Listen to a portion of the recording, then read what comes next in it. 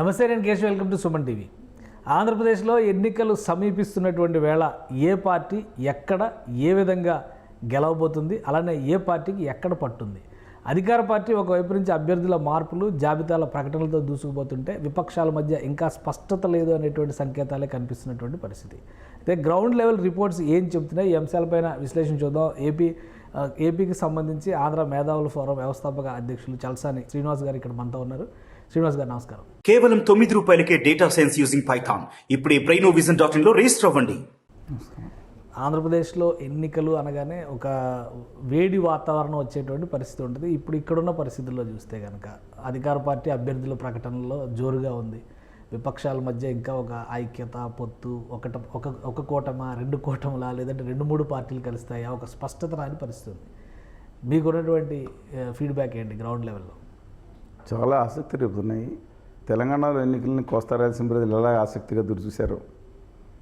ఇవాళ ఆంధ్రప్రదేశ్లో జరిగే ఎన్నికలను మొత్తం తెలుగు జాతి కూడా ఆసక్తిగా చూస్తుంది. ఒకే తెలుగు జాతి పెట్టడం కదండి తప్ప చూడు. కానీ చాలా అయోమయం, అంతర్ధానంగా ఉంది పరిస్థితి అక్కడ. ఉత్తర భారతీయ జనతా పార్టీ ఎవరిని పెట్టి ఆడిస్తుందో తెలియని పరిస్థితి. అందరిని ఆడించే పప్పెట్ షో ఆడించేది మాత్రం వాళ్ళలాగానే పరిస్థితి ఉంది. తెలుగుదేశం కలిస్తే కలవచ్చు, చంద్రబాబు నాయుడు గారు కాదని ప్రసక్తి ఉండదు. నేను మోడీ గారు, అమిత్ షా గారు ఫోన్ చేసి బాబు ఆ మిల్కే జాయింగ్ అంటే ఎస్ఆర్ అంటుంది తప్పితే రెండో మాటలేదు ఇవాళ పరిస్థితి. కానీ ఒకవైపు కళ్యాణ్ బాబు గారు తెలుగుదేశం పార్టీ 26-28 సీట్ల దగ్గర మినిమం అంత అసెంబ్లీ సీట్లు, కొన్ని పార్లమెంట్ సీట్లు, 2-3 పార్లమెంట్ సీట్లు 33-35 అంటారు మినిమం. ఆ లెక్కన పెట్టుకుని బేస్ పెట్టుకుని వెళ్తున్నారు. వాళ్ళు 40 అడగొచ్చండి. సరే, ఆ విధంగా సెటిల్ అవ్వచ్చేమనుకుంటున్నారు. దాదాపుగా వాళ్ళు ఫెవికాల్ బంధం, అది కూడా ఎక్స్పైరీ డేట్ 6 మంత్స్కి బహుశా. అంటే ఇప్పుడు బంధం ఏర్పడితే 6 నెలలు మాత్రం ఖచ్చితంగా ఉంటుందండి అది. ఆ తర్వాత నేను చెప్తున్నా, మళ్ళీ చెప్పలేను. నేనేం సోమ పలకరా అని నేను మాట్లాడదు. ఉండమని ఎంతకాలం ఉంటాను. 10 ఏళ్ళు బంధం, 10 ఏళ్ళు క్లారిటీ అని చెప్పినట్టు ఏదైనా సరే నేను మీకు ఒప్పుకుని ఆశ్చర్యంగా అనిపిస్తుంది. కానీ 2025లో టీవీలో స్కోలింగ్ రావచ్చు. ఏమని? నేను పార్టీ మారే ప్రసక్తే లేదు, అధినేత ఆదేశాలు శిరసా వహిస్తా, రాజీనామా పెట్టాలంటే అరగంటలో చేస్తాను, ఆర్థిక శాఖ మంత్రి నాదెంట్ల టైటిల్ అన్నమాట. ఇలా రావచ్చు. నాదెండ్ల మనోహర్ గారు ఆర్థిక శాఖ మంత్రి కాదని రావచ్చు అంటున్నాను. నేనే అవునండి. అక్కడ ఒక పార్టీలో ఇతరులు చేస్తున్న అవినీతి చూసి కడుపు మండిపోతుంది. దీనికా మేము మా నాయకుడితో అందరూ కలిసి ఈ అధికారంలో అవుతుంది దీనికా అని బొగ్గుమన్న మంత్రి బొలిశెట్టి. ఓకే, అలాగా ఆవేశంతో ఉన్నాం, లేదా లోకేష్ గారు ఇవన్నీ గమనిస్తున్నామన్న కత్తి దూసిన కందులు దుర్గేష్ గారు. ఓకే, అంటే మంత్రి నేను అన్నాను. ఆ లెక్కన నేను ఉంటుందని కాదండి చెప్తున్నాను. ఎవరో చెప్పిన మీతో చెప్పాను కానీ చెప్తున్నాను. అలాగా ఎక్కువ కాలం లాంగ్ స్టాండింగ్ నాకు తెలిసిన ఆలోచన పెడుతూ మంచిదే. ఎక్కువ కాలం బట్టి ఎక్కువ కాలం ఉండకపోవచ్చు. ఏంటి అసలు మీరు గ్రౌండ్లో తిరుగుతూ ఉంటారు, జిల్లాల పర్యటన మొత్తం 26 జిల్లాలో ఎవరు ఏ పార్టీకి ఎడ్జ్ ఉంది, ఏ పార్టీకి క్లియర్గానే ఉందండి. శ్రీకాకుళం జిల్లాలో మళ్ళీ మనం నేను గొప్పకున్న అర్ధరాత్రి మారిపోయే సిచ్యువేషన్స్ ఏమి లేవు. శ్రీకాకుళం జిల్లాలో అత్యధిక స్థానాలు, 1-2 మినహాయించి అత్యధిక స్థానాలు తెలుగుదేశం పార్టీ గెలుచుకుంటుంది. తెలుగుదేశం జనసేన కూటమి. వామపక్షాలు కూడా ఉంటే మంచిది అనుకున్నారు, కానీ వాళ్ళు ఉండేది బీజేపీ ఉండేదండి. వాళ్ళు దుర్మార్గంగా ఉంటారు. ఉంటే ఒకవేళ బీజేపీతో కాదనుకుంటే కాంగ్రెస్ వామపక్షాలు వెళ్ళిపోతారు చంద్రబాబు గారు. దానికి 1% ఛాన్స్ ఉంటుంది. అంటే మోడీ గారు వేసే అన్నీ ఉంటాయి కదా, అన్ని పంచమంగ దళాలను పంపిస్తారు కదా దాడులకి, అన్నీ సిద్ధపడితే ఓకే. ఏముంది ఇప్పుడు మొన్న అద్వానీ గారు కూడా ఏదో ఆయన భారతరత్న అనౌన్స్ చేసిన టైంలో కొంత వచ్చింది, బీజేపీ ప్రస్థానం ప్రారంభమైంది వామపక్షాలతో కలిసి అని చెప్పి అన్నారు. కాబట్టి ఏదో పరస్పర విరుద్ధ సిద్ధాంతం ఏమీ లేదు రెండింటి మధ్య అనేది ఒక సంకేతం అయితే ఇచ్చారు కదా. ఆంధ్రప్రదేశ్లో అలాంటి మ్యాజిక్ ఏమైనా జరగచ్చా? ప్రస్తుతం జరగదు. బీజేపీ వాడు ఊరుకోరండి. ఇక్కడ చాలా వాళ్ళు డిక్టేట్ చేస్తారు టర్మ్స్. సరే, విజయనగరం జిల్లాలో చూసుకుంటే మాత్రం ఐదర్ బొత్స గారి వల్ల కానీ, మధ్య శ్రీనివాసరావు గారి వల్ల కానీ, లేదంటే ఇంకో ఏదైనా సరే గట్టి కాంపిటీషన్స్ ఉంది. ట్రైబల్ కాన్స్టిట్యున్సీస్ కలిపి బహుశా వైఎస్ఆర్ కాంగ్రెస్ పార్టీకి తెలుగుదేశానికి ఒక సీటు 5-4 ఆ లెక్కన రావచ్చు. అంటే వైఎస్ఆర్ ఒక సీటు ఎక్కువ రావచ్చు, తెలుగుదేశం ఎక్కువ సీటు రావచ్చు. అక్కడ కాంపిటీషన్ టఫ్గా ఉందండి జిల్లాలో. అలాగే విశాఖపట్నం వచ్చేటప్పటికి మన్యంలో, పాడేరులో కొంచెం తెలుగుదేశానికి కొంచెం ఫేవరబుల్గా వెళ్తున్నా, మిగతా సీట్లలో కానీ, మాడుగులు కానీ, ఆ పైన ఉన్న సీట్లు ఇవన్నీ కూడా వైఎస్ఆర్ కాంగ్రెస్ పార్టీ ఒక 3-4 సీట్లో బలంగా ఉంది. పట్టణాల్లో కానీ మిగతా చోట్ల కూడా తెలుగుదేశం జనసేన కూటమి అంటే అక్కడ ఉన్న 14 ఉమ్మడి జిల్లాలు చెప్తున్నానండి. శ్రీకాకుళం జిల్లా 10 స్థానాల్లో 2 స్థానాలు వైకాపా వచ్చే అవకాశం ఉంటుంది, అది కూడా అటు. విజయనగరం జిల్లాలో 4, 5 అటు 4 కానీ ఇటు కానీ ఏదైనా అవ్వచ్చండి. విశాఖపట్నంలో ఉన్న 14లో కనీసం 9 నుంచి 10 స్థానాలు జనసేన తెలుగుదేశం కూటమి గెలిచే అవకాశం ఉంటుంది. ఈస్ట్ గోదావరిలో ఉన్న 19 స్థానాల్లో ఒక 5 స్థానాలు, ఇప్పుడు 4 స్థానాలు తెలుగుదేశానికి ఉన్నాయి, ఒక 4-5 స్థానాలు వైఎస్ఆర్ కాంగ్రెస్ పార్టీ రావచ్చు. జనసేన తెలుగుదేశం కూటమి ప్రభావం చాలా గట్టిగా ఉంటుంది.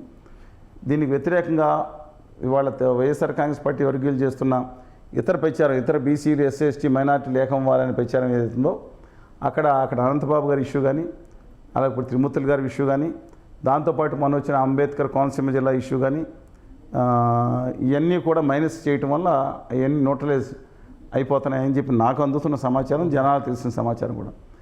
ఇక వెస్ట్ గోదావరి డిస్ట్రిక్ట్ ఉంది, మీకు తెలుసు, అంటే ఉమ్మడి వెస్ట్ గోదావరి డిస్ట్రిక్ట్, మీరు అందరూ వెస్ట్ గోదావరి అంటారు, but really west Godavari district అనేది.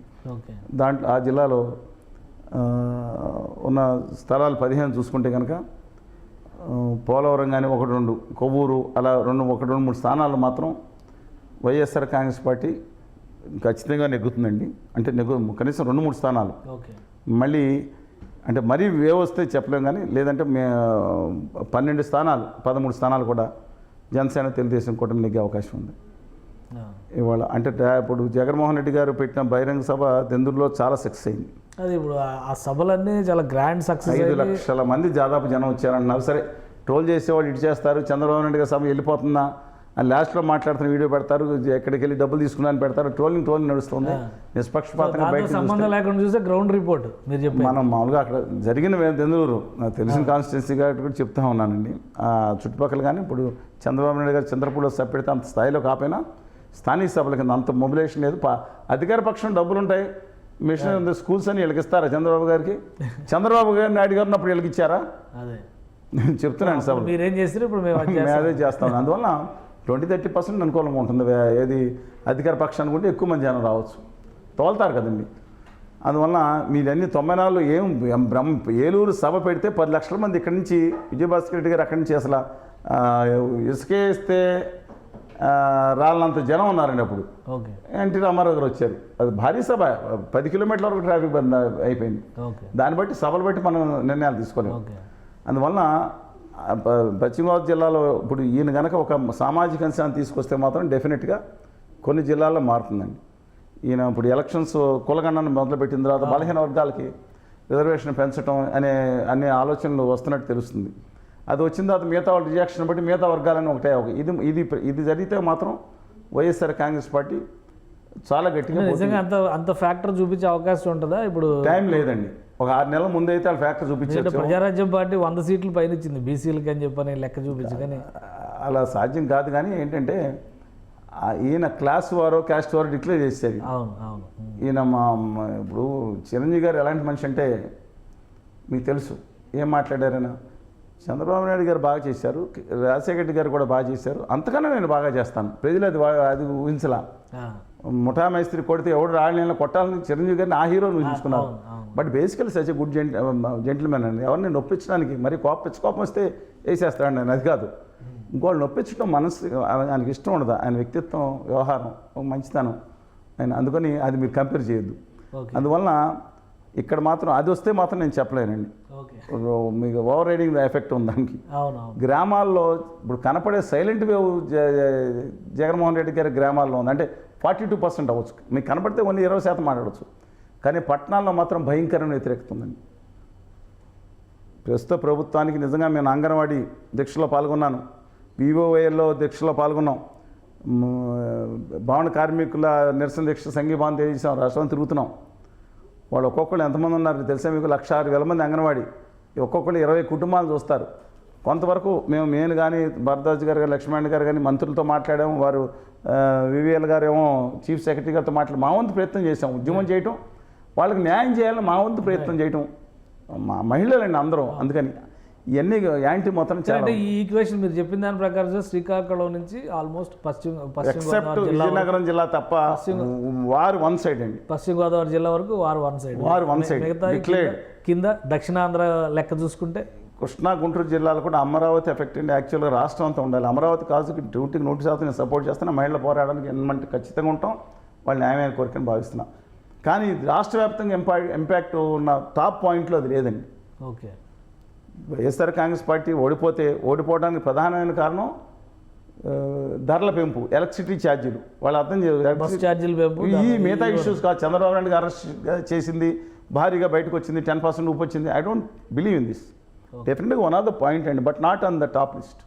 అంటే ఏ సర్వే అన్న తీసుకోండి, ఆయన అరెస్ట్ చేయడం వల్ల మారారంటే అరెస్ట్ చేయడం వల్ల భావోద్వేగం వచ్చింది, డెఫినెట్గా ఎమోషన్ వచ్చింది. బట్ అది వాళ్ళు ఉన్న వాళ్ళకే ఇంకా బాధ, మిగతా వాళ్ళకి డెఫినెట్గా కొంతవరకు యాడ్ అయిందండి న్యూట్రల్స్లో కూడా. But not on top priority. ఎవరికి నొప్పి తగిలితే వాళ్ళకి బాధ తెలుస్తుంది. కరెంట్ షాకులు ఒక్కొక్కరికి పెట్టకూడదని స్విచ్ చేయగానే కరెంట్ షాకులు కొడుతున్నాయి. వేసే ముందర ఆలోచించుకునేస్తున్నారంటే వాళ్ళ. అది మోడీ గారి ప్రభావం తెలియదండి. గ్యాస్ బండ పెంచింది మోడీ గారి ప్రభావం తెలియదు. రాష్ట్రంలో ఎఫెక్ట్ అయితే ఇమీడియట్ స్టేట్ గవర్నమెంట్ అది కాదండి. గ్యాస్ బండ పెంచింది ఎవరండి? ఈ విదేశీ బొగ్గు కొనుక్కొని 10% అని పెంచి సంస్కరణ చేయకపోతే కేసీఆర్ గారు సంస్కరణ ముట్టుకోవాలి. ఈయన మాత్రం చేయకపోతే బొందులాగేసేస్తారు సెంట్రల్ గవర్నమెంట్ పిలిచి. వాళ్ళు చేసే బాధ పడాల్సిందే, మళ్ళీ వాళ్ళతో తిట్లు పడాల్సిందే. ఆయిల్ పెంచితే మా ఆదాని గారు పెంచుతాడు. ఏం కేసీఆర్ గారును చంద్రబాబు నాయుడు గారును జగన్మోహన్ రెడ్డి గారు పెంచుతారు ఆయిల్ రేట్లు. వీళ్ళకైనా సంబంధం అంటే ఆంధ్రప్రదేశ్లో కృష్ణా జిల్లాలో ఎలా ఉంది? ఆంధ్రప్రదేశ్లో ఆయిల్ రేట్ ఉంది. తెలంగాణలోను తమిళనాడులోనే 20 రూపాయలు ఇస్తున్నారు కేజీ. అంటే ఆంధ్రప్రదేశ్లో స్పెషల్ ట్యాక్స్ కూడా ఉంది కదా, తెలంగాణ కంటే ఇంకో 2 రూపాయలు ఎక్కువ ఉంది అనేటువంటి. ఓన్లీ డీజిల్ ట్యాక్స్ ఇంతకు ముందు వేసింది, ఇప్పుడు వేసింది అన్నీ ఉన్నాయండి. దాని మీద ఇంపాక్ట్ అని కాదు. 10 రూపాయలు తగ్గిస్తే ఉపయోగం ఉంటుంది. రూపాయి 2 రూపాయలు. ఓవరాల్గా కృష్ణా జిల్లాలో ఎలా? కృష్ణా గుంటూరు జిల్లాలో కూడా మెజార్టీ సీట్లు ఖచ్చితంగా తెలుగుదేశం జనసేన కూటమి గెలుచుకుంటుందండి. మళ్ళీ మొదట ఉత్తరాంధ్ర 3 జిల్లాలు 34 సీట్లు అండి. 34 సీట్లు 5, 4, 2 11 సీట్లు. అంటే దాదాపు 23 సీట్లు జనసేన టీడీపీ కూటమికి వస్తాయి. ఈస్ట్ అండ్ వెస్ట్ గోదావరి జిల్లాలో 34 సీట్లు అండి. 34 సీట్లలో ఒక 5, 1, 2, 6 అంటే 28 సీట్లు వస్తాయి. 28, 22 దాదాపు 50 సీట్ల పైన రావాల్సిన 88లో 50 సీట్లు 5 సీట్లు దిస్ సైడ్ దట్ సైడ్ అనుకోండి. ఇక కృష్ణా గుంటూరు జిల్లాలో 33 సీట్లు అండి. ఎక్కువగా ప్రభావవంతంగా పెద్ద తేడా రాదు. 2 జిల్లాలు నదికి గోదావరికి అటు ఇటు మేము వెస్ట్ గోదావరి, అటు ఈస్ట్ గోదావరి ఉంటే కృష్ణాకి ఉత్తర భాగం ఈస్ట్ కృష్ణ, ఏటికి అవుతారా అంటారు. ఎక్కువ తేడా ఉండదు. అందువల్ల ఉమ్మడి జిల్లాల గురించి మాట్లాడితే 33 సీట్లలో వైఎస్ఆర్ కాంగ్రెస్ పార్టీకి 7-8 నుంచి సీట్లు రావచ్చండి. అందువల్ల మళ్ళీ అక్కడ 25 సీట్లు, దాదాపు ఒక 70 సీట్లు అయినాయి. ప్రకాశం జిల్లాలో మాత్రం చాలా గట్టి పోటీ. పశ్చిమ నియోజకవర్గాల్లో వైఎస్ఆర్సీపీ ఇంకా గట్టి పోటీ ఇస్తుంది. అక్కడ చీరాల లాంటి కాన్స్టిట్యున్సీలో కూడా ఆమంచి గారికి ఒక పక్కన వేరే సీట్ ఇచ్చేటట్టు కనబడుతున్నారు చెప్తున్నానండి. అన్ని వర్గాలు కూటమిలో కుమ్ములాట్ల ఎఫెక్ట్ అయినా పడితే ఒంగోలు ఎంపీ సీటు, అలానే బాలినేని శ్రీనివాసరెడ్డి గారు, చెవిరెడ్డి భాస్కర్ రెడ్డి గారు ఇట్లా అక్కడ ఫోకస్ చేయడం, ఇవన్నీ వీటి ప్రభావం ఏమైనా ఉంటుంది? సుబ్బారెడ్డి గారు దానికి పడదు, అందుకని తీసుకొచ్చారు. మీకు చిత్రండి చాలా మంది అనుకుంటున్నారు వాసు గారు అంటారు కదా, నేను వాసు గారికి పడని సుబ్బారెడ్డి గారితో ఇద్దరు బంధువులండి, ఆత్మబంధువులే, దగ్గర బంధువులే. వాళ్ళకి పడని తత్వం ఉంది. వీళ్ళ సన్నకి సీటు కావాలి, వాళ్ళ సన్నకి సెకండ్ తరం వచ్చేస్తుంది కదా, ఈ గొడవలో నడుస్తుంది ఇష్యూ. అందువల్ల కానీ అక్కడ ఉండదా జిల్లా మీద? ఏదండి వారు వాసు గారికి ఇంపాక్ట్ గట్టిగా ఉంటుంది. ఎందుకంటే డైరెక్ట్ లీడర్ వైవి సుబ్బారెడ్డి గారు డైరెక్ట్ లీడర్ కాదండి. అంటే రాష్ట్ర వ్యాప్తంగా పరిచయాలు ఉన్నాయి, మంచి మనిషి, అది వేరే. కానీ అక్కడ కూర్చొని తెలుగుదేశం ఏదైతే కేటర్ ఉందో అక్కడ ఏలూరు సాంబశివరావు గారు కానీ, కొండపి డాక్టర్ గారు కానీ, అలాగే దామచర్ల వీళ్ళందరూ అక్కడ నిలబడి పోరాడుతూ ఉన్నారు. ఈ సందర్భంలో కూడా అక్కడ ఫైట్ 12 సీట్లకి, అంటే నెల్లూరు అండ్ ప్రకాశం జిల్లా 22 సీట్లు. ఈ రెండు దాదాపుగా ఒకే విధంగా ఉంటాయని దాదాపుగా. ఇక్కడ మాత్రం 22 సీట్లో వైఎస్ఆర్ కాంగ్రెస్ పార్టీ 10 సీట్లు వచ్చినా రావచ్చండి. తెలుగుదేశానికి 12, తెలుగుదేశం జనసేన కూటమికి. వామపక్షాలు కూడా యాక్చువల్గా అనుకుంటున్నాం అది, అంటే వస్తుందేమోనని భావిస్తున్నారు అందరూ.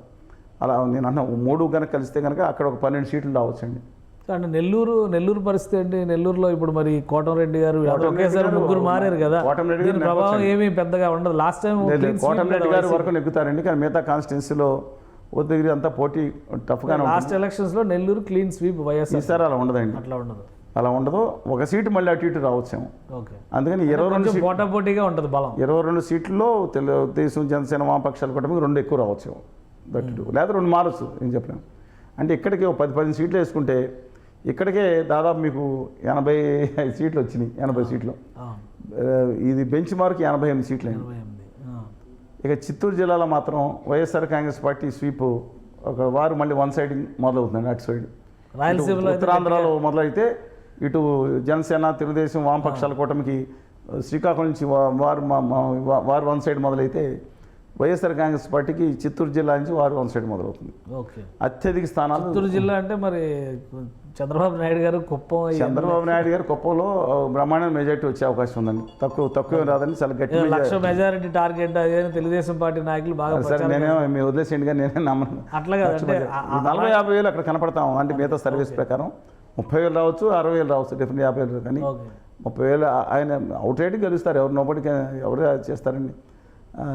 కానీ అంటే పార్టీకి సంబంధించి పట్టు దక్కించుకోవడం అనేది చిత్తూరు జిల్లాలో సాధ్యం కాదు. ఓన్లీ ఆయన మాత్రం ఆయన నియోజకవర్గం లేదా ఆయన నెగ్గుతారు. ఇంకా 3-4 నియోజకవర్గాల్లో జనసేన కూటమితో కనుక ఇస్తే క్యాండిడేట్ పట్టి తిరుపతి అక్కడ ఉంటుందండి. దాంతోపాటు మిగతా చోట్ల ఇప్పుడు నగరి ఉంది. నగరి ఇష్యూ డెఫినెట్గా మళ్ళీ తెలుగుదేశం అక్కడ వచ్చేటట్టు ఉంది. చంద్రగిరి మళ్ళీ టఫ్ కాంపిటీషన్ ఉంది. సచివేడు వైకాపా, పోతరపు గంగాధర్ నెల్లూరు వైఎస్ఆర్ కాంగ్రెస్ పార్టీ, మదనపల్లిలో క్యాండిడేట్ బట్టి ఉంటుంది. అలాగా ఇవన్నీ పీలేరులో మన ఈయన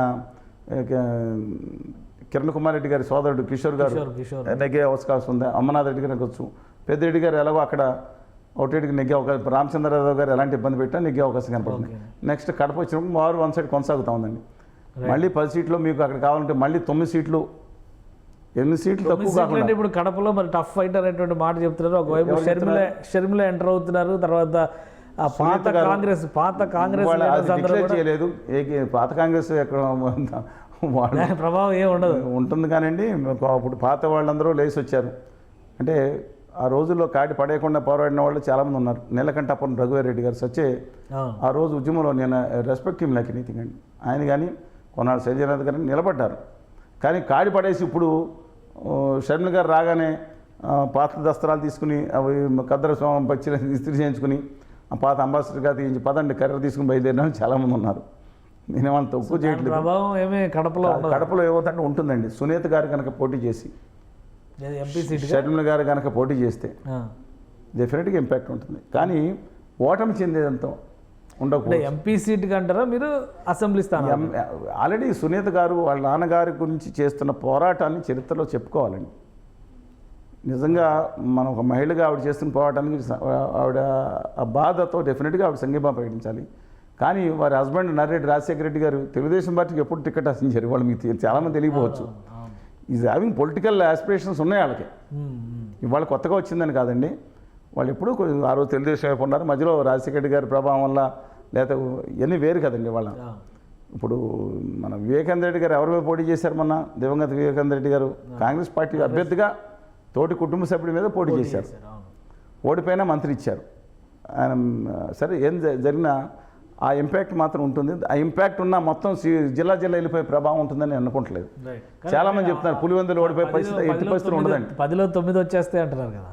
10లో 9 తెలుగుదేశానికి వచ్చేస్తాయి. సునీత గారు పోటీ చేస్తాను కొంతమంది మొదలు పెడుతున్నారు. పులివెందులు నేను ఐ డోంట్ అంటే టఫ్ ఫైట్ లేదండి. టఫ్ ఫైట్ లేదు. వన్ సైడ్ టఫ్ ఫైట్ కూడా నేను చెప్పేది కాదు. నేను ఎవరు కొట్టేయాలో కూడా ఇవి ఇంటర్వ్యూ ఆఖరిని చెప్తాను. అప్పుడు పార్టీలు ఎవరి పార్టీలకు అయ్యారో వాళ్ళు నిర్ణయించుకోండి. అప్పుడు అర్థమవుతుంది ఏ పార్టీ. అందుకని ఉన్న పరిస్థితి చెప్తున్నాను. విశేషం నా ఉద్యమ కార్డుగా నా ఉద్దేశం ఏంటంటే ఈ రాష్ట్రం అంతా కూడా హోదా విభజన హామీల మీద ఉద్యమం సాగకుండా వాళ్ళని తిడతాం, ఈవిని తిడతాం, ఆవిడ తిడతాం, ఆవిడ రావటం, అన్నా చెల్లెల సవాళ్ళు, ఆస్తుల సవాలు, నా పేపర్ నాదంటంగా అయిపోయింది. అన్ఫార్చునేట్గా చెప్తున్నాను ఇష్యూ. నేను ఉద్యమ కార్డుకి మొదటి ప్రయత్నం అయితే మీరు విశ్లేషణ చేయమన్నారు కూడా చేస్తున్నాను. నా ఉద్యమ నేపథ్యం మాత్రం ఖచ్చితంగా ఆ కడప ఉక్కు కోసం 280 రోజులు వాళ్ళు అక్కడ దీక్షలు చేస్తాం, నిరాదీక్షలు సభలు కూడా వెళ్ళొచ్చాం. మేము అక్కడ బంద్ చేసాం, కడప బంద్ చేసాం. నేను వెళ్ళాను బంద్ మొత్తం తిరిగి వచ్చాం. కడప టౌన్తో మిగతా చోట్ల తిరిగాం మేము. అందువల్ల మీ రాష్ట్రంలో ఎక్కడ తిరగలేదండి నేను. నువ్వు కడగవలస ఒరిస్సా బార్డర్ నుంచి హిందూపురం పక్కన ఉన్న విలేజ్ మొత్తం అంతా తిరిగి వచ్చాను. అందుకని యువతల సచివాడి కానీ అందుకని నేను అంటున్నాను కడప జిల్లాలో మీరు అనుకున్నంత అంటే మరీ ఎమోషన్ వచ్చేసి భావోద్వేగం వచ్చి కళ్ళమన్న నీళ్లు దారిలో కారిపోయి ఈ విధంగా పరిణామాలు జరిగితే తప్పితే అనూహ్య పరిణామాలు సంభవించే తప్ప అక్కడ కూడా కడప కూడా వారు వన్ సైడ్ ఉంటుందండి. రైట్. కర్నూలులో మాత్రం నంద్యాల 2 ప్రాంతాలు ఉన్నాయి. కర్నూలులో మాత్రం టఫ్గా ఉన్న వైఎస్ఆర్ కాంగ్రెస్ పార్టీకి ఎక్కువ ఉంటుంది. రైట్. కర్నూలులో కూడా ఒక్క అనంతపురం వచ్చినప్పుడు తిరగబడుతుందండి. సో అంటే రాయలసీమలో 52 స్థానాలు ఉన్నాయి రాయలసీమలో. 52 స్థానాల్లో 14 స్థానాలు ఉన్నాయి. ఎక్కడ ఆ 14 స్థానాల్లో మాత్రం మనం ఆలోచించి చూస్తే అక్కడ ఏదైతే ఉందో అక్కడ స్థానాలు కనుక చూసుకుంటే మనకి మంచిదని అభిప్రాయం. ఏది అక్కడున్న 14 స్థానాల్లో 2014 ఎన్నికల్లో 2 సీట్లు వచ్చినాయి. ఎవరికి? వైకాపాకి. 2019 ఎన్నికల్లో 2 సీట్లు వచ్చినాయి. ఎవరు? బాలకృష్ణ గారు, కేశవ్ గారు నెగ్గారు తెలుగుదేశానికి. చూడండి ఎలా ప్లేట్లు తిరిగేసి, అద్భుతంగా ప్లేట్ తిరిగేటువంటి ఇలాగే ప్లేట్ తిరిగేశారు. ఇప్పుడు ప్లేట్ తిరిగేసే పరిస్థితి రాకపోయినా 8 నుంచి 10 స్థానాలు కూడా తెలుగుదేశం గెలిచే అవకాశం ఉందంటున్నారు రాయలసీమలో ఆ జిల్లాల్లో. అందువలన ఇలా కనుక పరిస్థితి కనుక ప్రస్తుతం ఉంటే వాళ్ళ భయంకరమైన వ్యతిరేకత ఉందండి రాష్ట్ర ప్రభుత్వానికి. వాళ్ళకి పన్నులు పెరిగిపోయినాయని ఇన్సైడ్ సైలెంట్ వేవ్ గ్రామాల్లో ఉంది. అందుకనే 42%, 43% ఓటింగ్ ఇవాళ కూడా జగన్మోహన్ రెడ్డి గారి పార్టీకి వచ్చే అవకాశం ఉంది. సో అంటే ఓవరాల్గా మీ అంచనా ప్రకారం తెలుగుదేశం జనసేన కూటమికి, తెలుగుదేశం జనసేన వామపక్షాల కూటమి అధికారంలోకి రావడం, వామపక్షాలు కలుపుతున్నారు, బీజేపీ కలవదంటారు. బీజేపీ అది కూడా మాట్లాడుతుంది. బీజేపీ కలిపిన ఆ దిక్కుమాలిన ఉత్తర భారతీయ జనతా పార్టీ రాష్ట్రాన్ని సర్వనాశనం చేయడానికి అసలు వాళ్ళ బడ్జెట్లో కానీ విభజన హామీ లేకుండా మోసం చేస్తున్న పార్టీ కూడా మాకు వాళ్ళతో ఏ పార్టీ కలిపినా ఓడిపోవాలని కోరుకుంటాం మేము. కానీ దురదృష్టవశాత్తు ఏంటంటే వాళ్ళ పార్టీ కలిపినా నెగ్గే పరిస్థితులు కనబడుతున్నాయి. ఎందుకంటే అంత వ్యతిరేకత వచ్చినప్పుడు ఓట్లు తగ్గొచ్చు కానీ నెగ్గే పరిస్థితులు కనబడుతున్నాయి. అది వేరే సంగతి అండి. కానీ నేను ఒకటే చెప్తున్నాను, ఈ ఇంటర్వ్యూ ఆఖరణ ఎవరు కోటేయాలో కూడా దయచేసి చెప్తా. నేనేం మాట మార్చలేదు, 20 సంవత్సరాల నుంచి ఇదే చెప్తున్నాను. మీ నియోజకవర్గాల్లో ఆ ఉత్తర భారతీయ జనతా పార్టీ అండుకో తప్ప, రాష్ట్రానికి నమ్మక ద్రోహం ఏమని చేస్తున్న బ్యాచ్ తప్ప, మీ నియోజకవర్గాల్లో ఏ పార్టీ అభ్యర్థి అయినా ఇండిపెండెంట్ అయినా సరే నీతి నిజాయితీ నిబద్ధతున్న వ్యక్తి కోటేయండి. ఎక్కడో ఉంటాడు, మాస్టర్ గారు ఉంటారు, పంతులు గారు ఎవరో ఆయన చెప్పిన రిటైర్ అయినో లేదా జర్నలిస్టో లేదా సోషల్ సర్వీస్ చేసే వాళ్ళు ఉంటారు, వాళ్ళకి ఓటేయండి. అండ్ నెగ్గుతారా నెగ్గరా అని చూడొద్దండి. మీరు అందరూ కలిసి 20%, 30% నిజంగా వేస్తే నెక్స్ట్ టైం దొంగలకి ఇంకోళ్ళకి డబ్బును అడగ ఈయన 20% ఓటింగ్ ఉంటే ఈయన 50 కోట్లు వర్తని చెప్పి ఆ మంచి వాళ్ళకి సీట్లు ఇస్తే సమాజంలో మేలు జరుగుతుంది. అందువల్ల ఏ పార్టీ అన్నా, ఏ వర్గం అన్నా, ఏ మతం అన్నా, ఏ కులం అన్నా, ఎవరన్నా సరే దయచేసి మంచి వాళ్ళకి నీతి నిజాయితీ పనులు కోటేయండి. బొగ్గేసి బంగారం దా అంటే బంగారం వస్తుందండి, రాదు కదా. అందుకని నేను right. Thank you Chalasani Srinivas గారు, మీ అభిప్రాయాలు తెలియజేసినాను. ఇది ఆంధ్రప్రదేశ్లో ఎన్నికల వాతావరణం రాజుకుంటున్నటువంటి పరిస్థితి. అలానే జిల్లాలో కూడా క్షేత్రస్థాయిలో రకరకాల అంశాలు, ప్రధానంగా ధరల పెరుగుదల అనేది ప్రధానమైనటువంటి ఎజెండాగా మారేటువంటి అవకాశం ఉందంటున్నారు. ప్రాంతాల వారీగా చూస్తే ఏ పార్టీకి ఎంత పట్టుందో కూడా చలసాని శ్రీనివాస్ గారు తేల్చేశారు. అలానే ఓటు వేసేటువంటి విషయంలో మాత్రం రాష్ట్ర శ్రేయస్సును దృష్టిలో ఉంచుకొని ఓటు వేయండి అని చెప్తున్నారు. ఇది స్పెషల్ డిస్కషన్. Keep watching.